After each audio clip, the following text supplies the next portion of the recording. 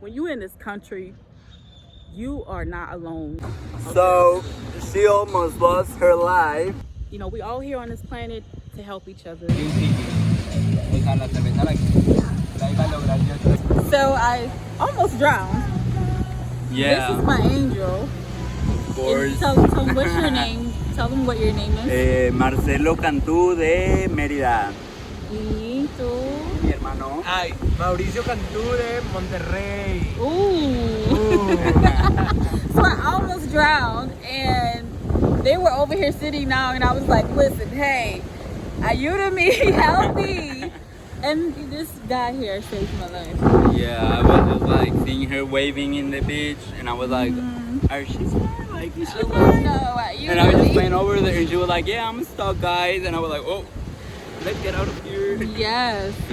So Yeah. y'all be careful out here. Be careful swimming in Merida. Yeah. So It's really nice, so Yes. y'all should come here You and should enjoy come. the beach. But be careful when Enjoy you swim. Mexico. It's lovely. Yes, it is. So she almost lost her life. Wait, I did die. I came back as another human. Exactly. That's her new life, guys. Like, yes, girl. All done. Okay, for the reborn. Resurrection, guys.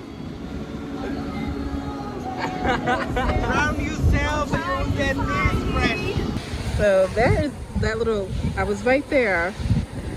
I felt like I was stuck. You see the waves, right? The waves are crazy. And as a souvenir, I got this little cut on my hand. Y'all see that? Oh my goodness. I almost lost my life today. But I feel great though. So let me give y'all the story time on actually what happened. So I could swim. I wouldn't say I'm an expert or professional, but I could swim enough to save my own life. But when it comes down to the wind, the current, nobody's a match. Not even Michael Phelps or the best swimmer you know would be a match for water. Water is very powerful, okay? So I never would have gotten in water if I can't swim. That's just me, right? So I threw that out there. I could swim. So there is these sandbags on the beach, and I guess it's to kind of keep water from rising and going into people's houses and stuff like that, because there are houses and stuff like that on the beach. So it's like a barrier, right? And usually I don't swim over there. It just kind of gives me a sense of danger. But that day I did, because there were so many people on the beach, and I realized that it was a spring break for some people. So that's why there were so many people at the beach, and like I would have certain spots that I was swimming that I was used to swimming in, and I would usually stick to those spots, right? And so I didn't do that this time. I decided to go walk away and go somewhere elsewhere. And as a matter of fact, in the morning time, it's the best time to swim. But in the evening, if you know anything about Progreso, it's the worst time to swim because the waves, the wind, it's kind of hard to swim. So this was in the evening time. The waves, the wind was going crazy. I was just in the water to, do my little business. I was not trying to swim in the water, but the wind was pushing me toward the sandbags. And it was so strong. Like, the elements are stronger than us little humans, and we think that we're so powerful in this world. When the elements are more powerful than us, it will take you out in a minute, okay? So I find myself in a position where I was like in front of the sandbags, right? And these are thick, wide, large sandbags placed on the beach for the purpose of leveling out the water, to make sure that it doesn't go in people's homes and things like that. So every time the wind would push the water against the sandbag, the sandbags, of course, the water would be pushed back. So it's like, imagine a wall and you're throwing a whole bunch of water on the wall. It's going to splash back at you. So it's kind of like I was going in a motion, like left, right. It was just like left, right. And I was like, oh my God. And I was like, I'm not going under that water, because that was the only way I was going to get myself out of it is to go under the water. And I'm like, I just washed my hair. You know how girls are. You know how we are. I was like, like, I am not going under that water because I just washed my hair. No way. I washed, conditioned, combed. I am not going under that hair, the water to get my hair dirty and seaweed stuck in my hair. It takes me weeks to comb it out if I, ever swim in the water with just like with my regular hair. Like, so I'm like, no, I'm not going under that water. But a voice came over me and it said, learn to ask for help. And I said, God, I am not about to ask for help. I'm going to get myself out of this situation. And then the wind just kept blowing. I'm like, oh shit, it's going to take me out. And it says, the voice came back and it said, just sorry if my story seems all over the place, y'all. If y'all have questions about it, like, just leave it in the comments. I'm still trying to process it all. I'm still trying to, it was a spiritual lesson nonetheless. And so going back to the story, the voice said, learn to ask for help. Don't be too prideful. And the wind kept blowing. I was like, that's the part that was scary, because I heard the voice tell me that, right? And then when the voice was telling me that, the wind got stronger. And I'm like, oh, so you're trying to take my life, God? This is my time to go, And I just immediately dropped the pridefulness. And there were two guys sitting, and it was so funny because they were walking back and forward trying to figure out another spot to swim in, because it was crowded where they were. And I saw them when I moved from my first spot that I was at on the beach. I saw them, but I didn't say anything. You don't say anything to people. You don't know them. You mind your business. And so something told me, like, you better flag these people down. And so Spirit told me never ever to swim where there's no people in sight, because people, always watch each other at the beach. You always watch each other. It's a safety thing, right? And so never ever swim where there's nobody there, even though you know how to swim, even though you may be familiar with that part of the water. So I was on a sandbag for maybe a minute or two, and I'm like, I got to the point where I need to flag them down. And so I cut my hand here pretty nicely on the sandbags, trying to pull myself up on the sandbag. But child, I don't have no upper strength. I need to work on my upper body strength, because that would have been an ideal situation to just jump over it.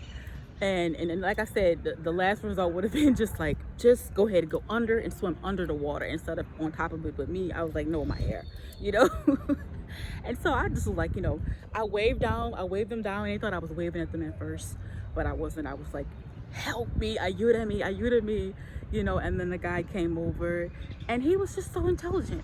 He was like, okay, what we're gonna do is, he spoke English too, by the way, and I was like, God, okay, nothing for God. And so he's like, what we're gonna do is, we're gonna just move to the side. Grabbed his hand, we moved to the side, and we were just out of that wave fight. We were just out of there in a matter of a few seconds. And I was just like, the wind could have just took me out. I could have lost my life. I could have been on the news like, where is she? But I love Mexico. I told my sister, if I would have been in America, this would have happened to me. I don't think I would have survived. And I'm being honest with you. There are great people everywhere you go, but I just feel like the culture is different. The culture here is like, we're gonna help you if you're in situations like that. People are, may not like you, but they're not gonna sit there and let you drown. And I'm not saying that people in America would do that, but sometimes I do fear for my life in America because of the color of my skin and stuff like that. And I am a woman, and I know some people have it out for women, and they have it out for women of color and things like that. So I felt like I would have probably died if the situation would have been in another country, well, in my home country. And but people are just different, and it's not to bash anybody or whatever, but I said what I said. I love Mexico. I love the culture, especially the culture. I may not like everything about Mexico, and I'm still learning little things about Mexico, because I've only been here for a short amount of time. And the more I get here, the more I'm in, and the more I learn the culture, the more I learn the people. And I just love how those guys were like, they weren't from the Yucatan, they were from the northern part of Mexico, and they were here, they study here. So they saved my life. Well, the guy, he saved my life. Y'all saw him. He saved my life. And that's all I have to say about this. But the lesson was, don't be too prideful. And you know what's so funny about this? There was a couple, they were on the sandbags too, and we thought that they were stuck, but honestly it looked like they were stuck, but they were too prideful to ask for help. And I'm like, oh my God. And their son was on the other side of the sandbags. He kept going over there like, Mom, Dad, you know, yelling for them. And I'm like, and we were like, oh my God, do they need help or whatever? And what I suggest that Progresso has is lifeguards. They need lifeguards. And once again, I know how to swim, but it's not safe to swim around those sandbags, you know, so please avoid the sandbags. There was another couple, like I said, they were stuck there for a little minute, and we offered them help, but they did not want help at all. They were too prideful, and I'm like, please do not lose your life trying to be prideful and trying not to ask for help. The only reason why you're asking for help is because you really need it, and we are all on this planet to help each other. And don't ever get to the point where I'm like, I don't want to ask anybody. If you need help, you need help. People are going to either say yes or no. You know what I mean? And I've been literally traveling by myself for a while, and I've always had angelic help. Like God has always sent angels to help me, you know, and I just have to tell the testimony, because I lived through it. I'm still here telling the story. I'm not on the news like, where is she? She's missing. You know what I mean? I'm still here to tell the story. So the moral of the lesson is to please don't be prideful. Ask for help, please. If you really need it, if you're in a life or death situation, please ask for help. And this is gonna be something to remind me: never be prideful. Never be prideful. Always ask for help if you need it, and there's nothing wrong with it. And if people look at you, look down on you for asking help, then you know they're not good people. But there are good people in this world. But you will never know how good people can be if you don't open up your mouth and ask for help. Okay?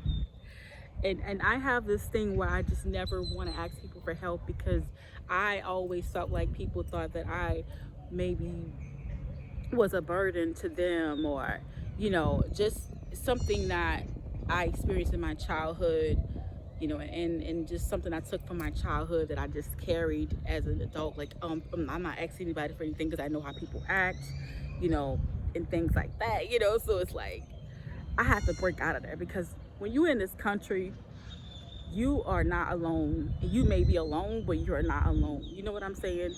It's a codependency type of country.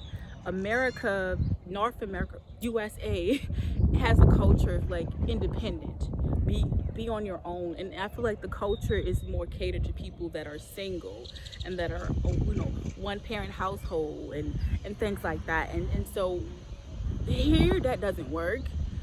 You have to network, you have to communicate with, you know, you have to be a part of the community, and not just one community. You have to, you know what I'm saying, if you want to be living here or visiting here or whatever, you know, try to adapt, try to learn Spanish and try to, because you don't need people. This is not a country where you can just be independent and think that you have it all together and think, I don't need anybody. I don't need anybody. No. It's not gonna work here. Sorry. Learn to ask for help. You know, we all here on this planet to help each other, and it was a lesson learned. And I will always ask for help now. If I need it, okay. I will never think twice. Either person gonna say yes or no. So that was my lesson I wanted to share with you all, and yeah, I hope this brought some type of positivity, and I hope that you learned a lesson as well through my near-death experience. Okay, but yeah, that is pretty much it. Thank y'all so much for watching this video, and I'll catch you on the next one. See that? Ooh. But listen, after we partied, I was like, I almost lost my life when I didn't. And we just started dancing and partying and drinking, and we were just like, and those guys were like angels to me. Oh my God. Like I have new friends, like good friends. They're into the same things I'm into. They're the same vibration. You know what I mean? And I'm thankful for that. Cause like if I would have never been trying to like had a near death experience, like I would have never met those people. Those guys were so freaking cool. Like, And then when I got home, he was like, text me to make sure that you got it home. I've never had anybody say that to me. Not even some Americans, and this ain't even throwing no shade. Like I've always, if I'm hanging out with somebody, I always say, hey, let me know you made it home. Text me when you make it home. I've never had anybody to reciprocate that to me. Never, ever say that to me. So I have found great friends, true friends, through this near-death experience. And I don't regret it at all. I live to tell it. Yeah, and I love y'all so much, you know what I mean? And once again, don't be afraid to ask for help. Hasta luego. Take it all, guys!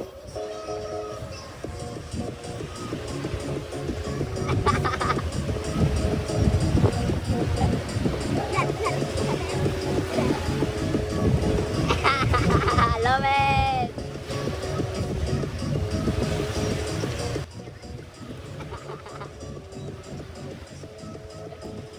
So that's her new life, motherfuckers! Oh, that's prank. Prank.